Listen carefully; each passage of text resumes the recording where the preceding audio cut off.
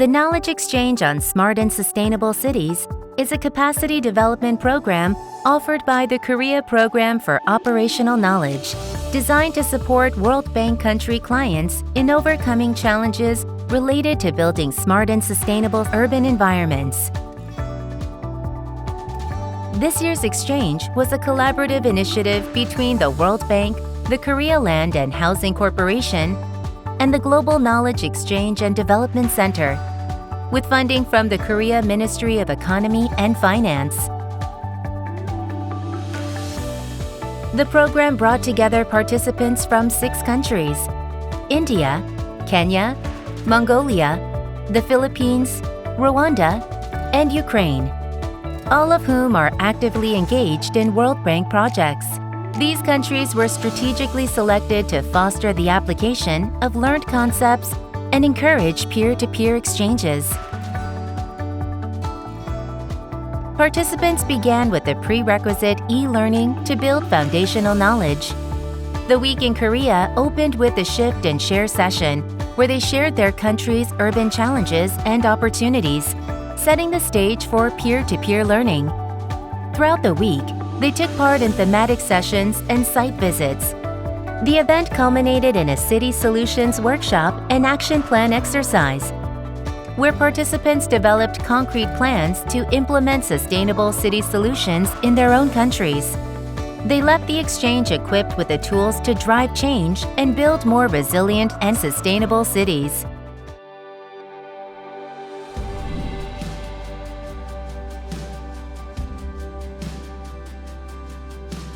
Today, cities are where 80% of the jobs are created, and cities are also where 70% of the emissions occur.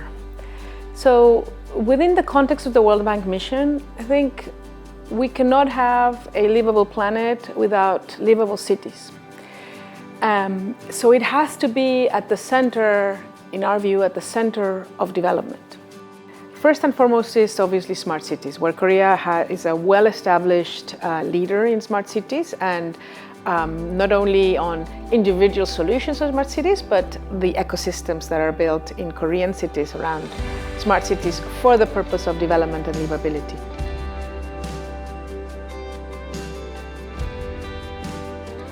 Yes, we learn a lot from Korea. We can see that, especially on the PPPs, how the government of Korea did with the private sectors, and we can adapt with our context back home and see how the government can change some policies, and if they can have even incentive from the government to encourage the private sector to be part of some of the big projects that we have at home. So the plan here is to have a harmonized, smart and sustainable cities and communities communication plan, and this is to strengthen the advocacy of the national government down to the municipal government level based on the communication plan that we have. I think what I really appreciated was that every presenter and Koreans in general are quite open about the trajectory and the path. It wasn't all perfect.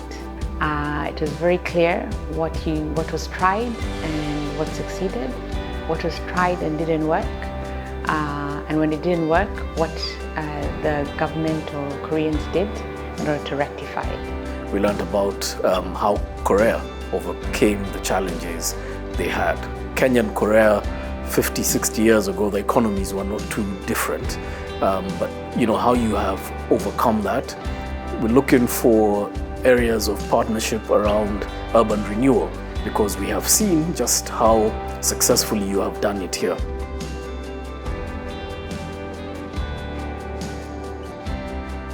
So currently we don't have a specific section for smart city development, so it tends to get left behind, which results in us not being able to catch up with developed countries like Korea, and how this program helps Ulaanbaatar city in advancing in the smart city sector.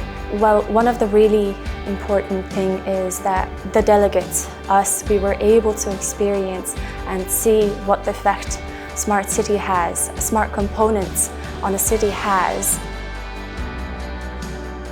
So in India, we are rapidly growing, and the need to meet the basic infrastructure and the needs of the citizens, and to ease their day-to-day life. So the urban development and building smart solutions is very much is very much necessary. So as part of innovation and technology, I think we are doing well, but in terms of having that long-term vision, that is something which we need to learn from Korea.